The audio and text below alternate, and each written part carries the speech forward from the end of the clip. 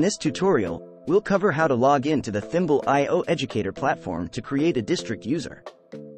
Let's begin. First, go to educator.thimble.io and log in to your registered account. In the left navigation, click Manage Users and then click on Create User. From the list, select District User. Then, fill out the user fields. Under Role Permissions, you'll see three options. Admin allows users full account permissions. Edit allows users to make changes within their organization only.